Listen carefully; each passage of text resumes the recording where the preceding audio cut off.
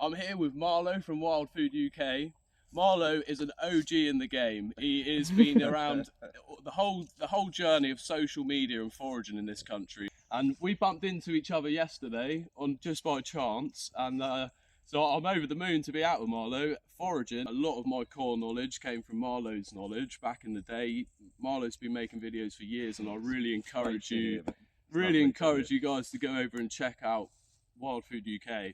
There's an absolute wealth of knowledge there, dating back years, like I say. So real pleasure to cross paths with Marlo out in the woods, and we're going to share the joy of foraging today. We're going to both sprint off into different directions into the wood here, come back with our treasures and see what we've got. We'll call this the 10-minute challenge. The 10-minute challenge, yeah. At least 10 gems, I'd say.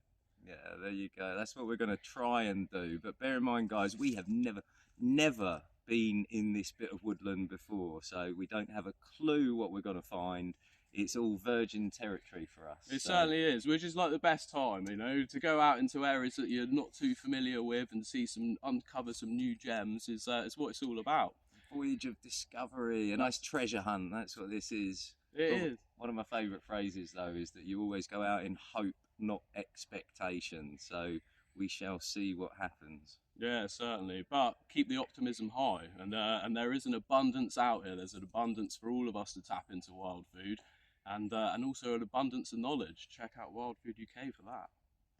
Okay, so I'm going to set a 10-minute timer on my phone, and we're going to go in different directions. Yeah. I've seen a tree that I quite fancy that way, so do you want yeah, I've spotted a couple that way actually. So yeah, 10 minutes for these 10 gems, and we'll meet back here. I'm going to take little Bug along with me as well. And truffle hound, eh? Maybe Bug will sniff us out a truffle or two, let's see. Best of luck, fellow forager, and I'll see you in 10. Look at all these winter chanterelles. Ooh, a little forest of them. Some beautiful mycenas here, but they're not edible. No meat left on these bones. False death cap. Technically edible when very well cooked, but not one I'd like to eat.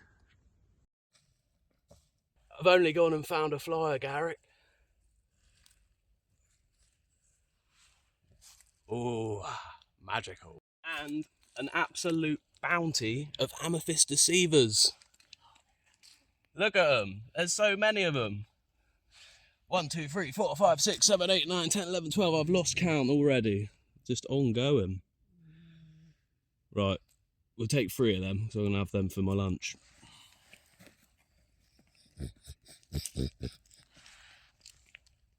Got some baby winter chanterelles there. That's a good find. Normally when you find one, you find thousands, so that would be a good part of the meal. Wow, and check out this bounty of hedgehog mushrooms. We've got a load here, under here, all the way over there. There's a whole ring going on. A huge ring, enough to feed plenty of us just on the hedgehogs. Look, going all the way down that path, all the way around there. Cool, Marlo's got his work cut out. Some little terracotta hedgehog babies. Perfectly edible. Wow, and a birch polypore. And here we've got some lovely sheep sorrel. Oh, there you are. I think I'm a bit disappointed, but it sounds like you've got a good selection. I ended up in all those larch trees over there. Yeah, I kind of like that. Ah, here you go. Here. So, we've made it back in one piece.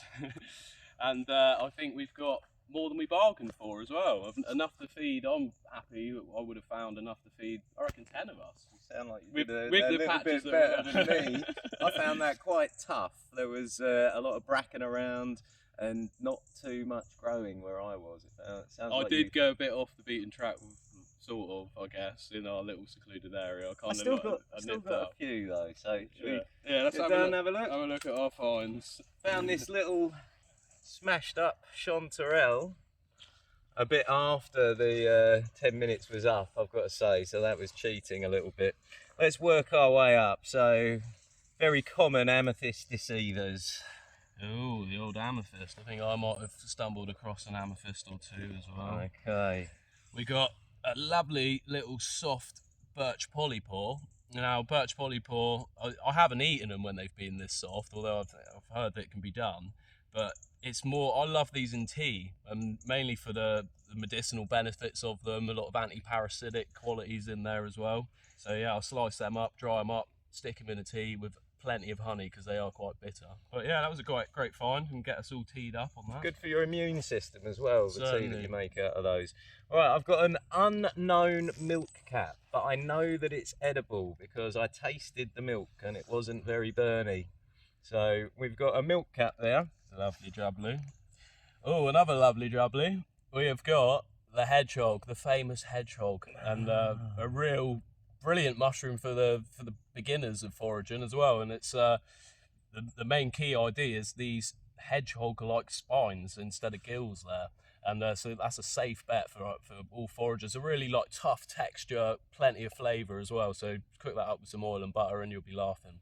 I can almost match that, but not for size. I've got a terracotta hedgehog here, so terracotta coloured, but again, those spikes under the cap. And there were a fair few babies of these. If I'd looked around, there might have been a plate full. Yeah. Well, I mean, where I found those hedgehogs, there's a huge ring of them. Yeah. Oh, hang on a minute.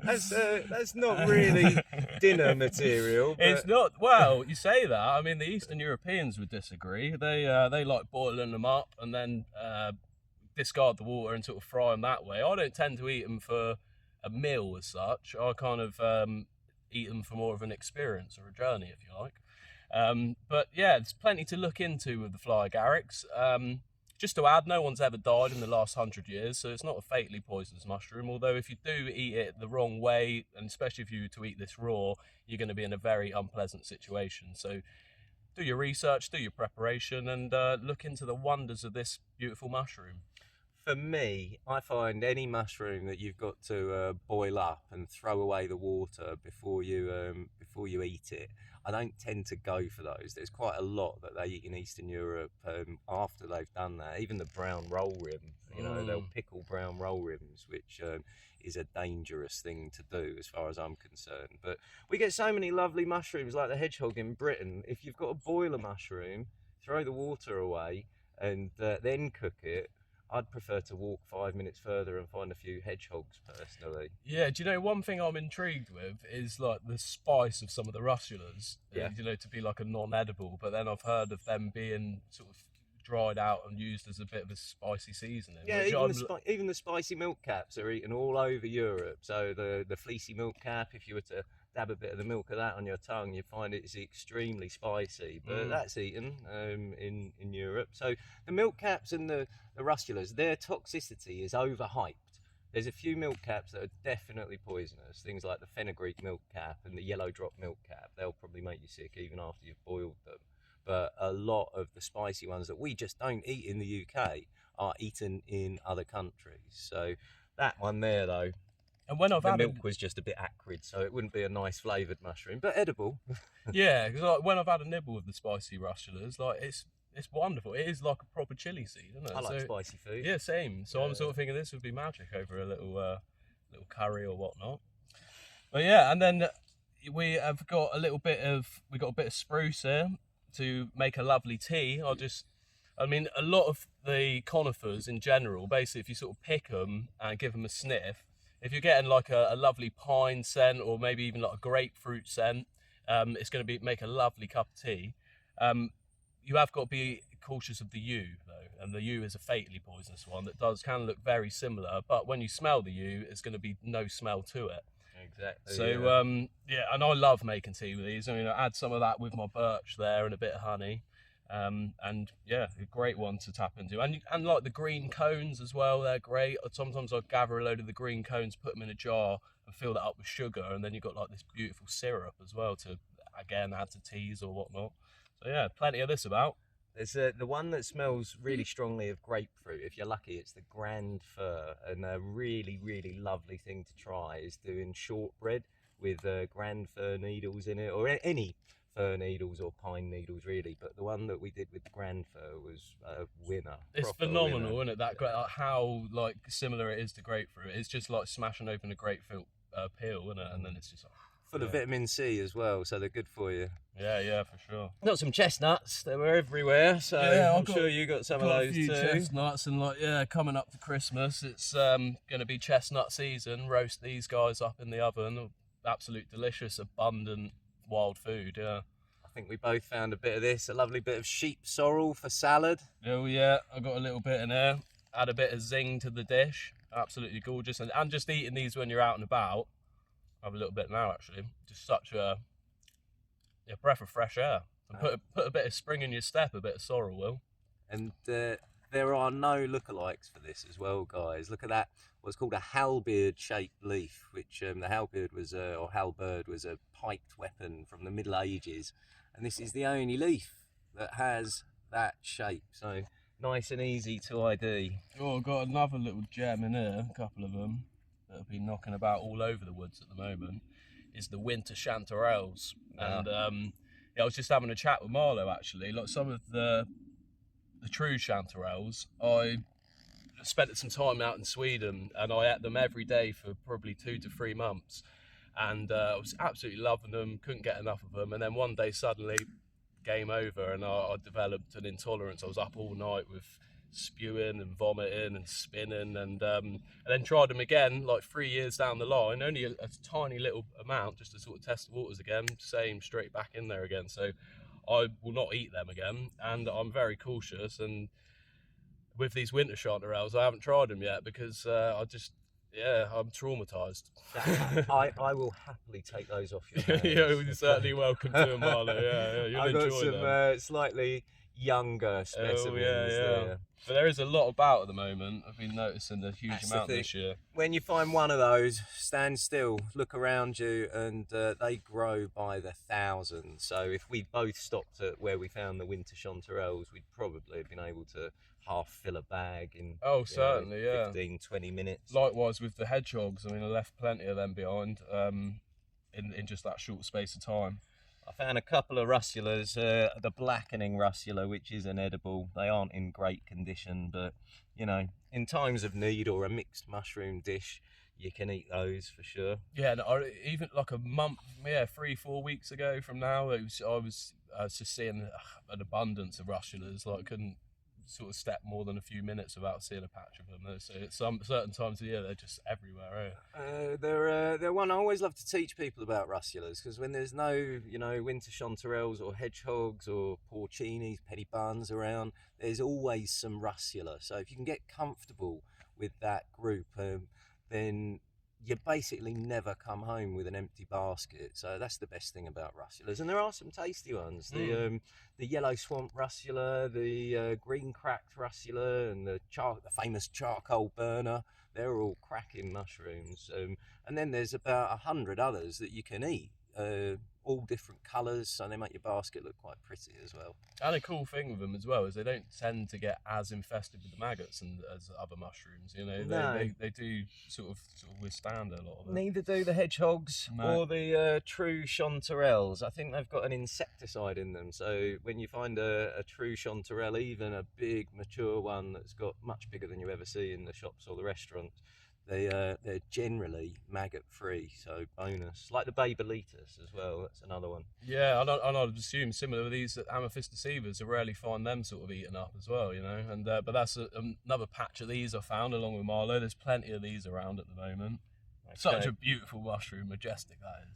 All right, going up in size a little bit here, I found some big edible Lexinum scabrums, brown birch boletes. Now, these are not the tastiest of the boletus mushrooms, but this one I've found just fried up. It's all right. It's not a strong flavoured mushroom, but if you dry these and use them as a flavouring in soups and stews and things like that, they're a winner. So I've got one big one, and there was a little one right beside it. So. Yeah, nice. I do tend to sort of miss out a lot of the boletes. I'll just focus on the penny bun, but I know that there is, and as well, again, the maggots do love the bolete. So it's Yeah. They should do. I found some true deceivers, Lacaria lacata, again, little babies, but certainly edible ones. Yeah. I'm getting to the bottom of my bag now with more duplicates apart from one. So I got more, a couple more deceivers and hedgehog, another chestnut, but tiny little sliver. Unfortunately, I think the deers had got to it before I did, but a grand piece of beefsteak mushroom. Wow. And I am going to enjoy this little slice right now. A nice little bit of raw bit, get some of that dirt off, and experience some of that lovely, unique, acidic flavour that the beefsteak provides. I prefer them cooked personally, but there you go. Right, now my favourite edible, in all honesty, that we've got here, actually your proper Hydnum repandum, the wood hedgehog there, is my favourite in this group. But out of the ones I found, my and this was after the 10 minutes, guys, I've got to say I cheated a little bit with this one, is this lovely blusher here, Amanita rubescens. Now, this is not a beginner forager's mushroom. It's in the death cap, or the wider death cap family. So you've got to know what you're doing if you're picking these. But when you do and you get confident with blushers, I find these to be one of the loveliest, tastiest, nice textured mushrooms that you can go foraging for. Out of all of these here, the only one that I would take over this by preference is the wood hedgehog. The winter chanterelles, they're a close third place as far as I'm concerned. But yeah, that's my favourite find on about 11 minutes 20 seconds. Yeah, So no, I agree. The blusher is beautiful, and blusher is one of my favourite mushrooms to just gaze upon. You know, it's like when you find them pristine, they're just so beautiful, and the lines on the skirt there, and it's all just so luring. I find the blusher makes me blush. Well, that's not bad. I mean, if you consider that anywhere we found any of these single species, we could have looked around the area and probably found a load more. You said there were loads more of the hedgehogs where those were. There were certainly some more of the lexinums where I found that. Plenty of them. The amethysts grow in profusion. And these winter chanterelles grow by the thousand. So, what would you do with all of this? Well, I would. Let's start off. First off, I'd set the ambience and the scene with a nice bit of tea, and we'd have some birch and spruce there. I thought you were going to set a table for a candlelit dinner. Yeah, well, in fact, that was my next one. I was going to peel off a little bit of birch bark and stick that at the bottom, and have a nice little bit of candlelight there, and then I'd just, I'd slice up these. I'd go for the hedgehog first for sure. And I like really cooking them down to like give them a good cook in some oil and butter, because I don't like that sluggy texture, you know. So you just get them nice and charred, I guess. And so yeah, I do that with them. I do it with the whole lot.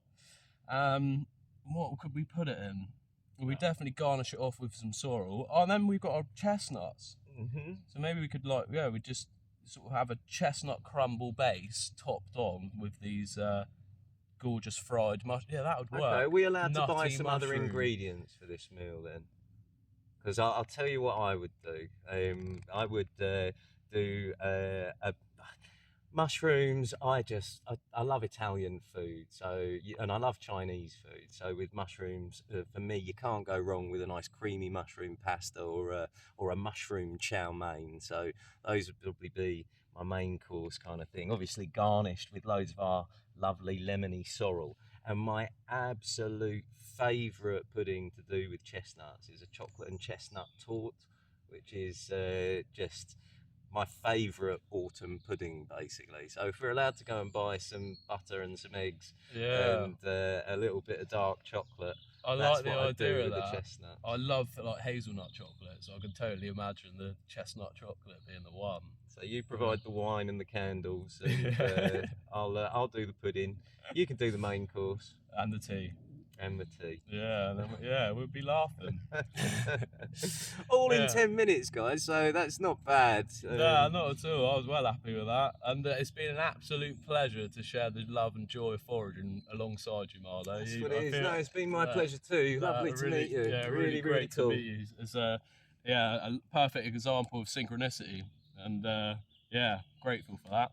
That's it. Cool people hang out in cool places. There you are. Wow, what a day and what a bloke.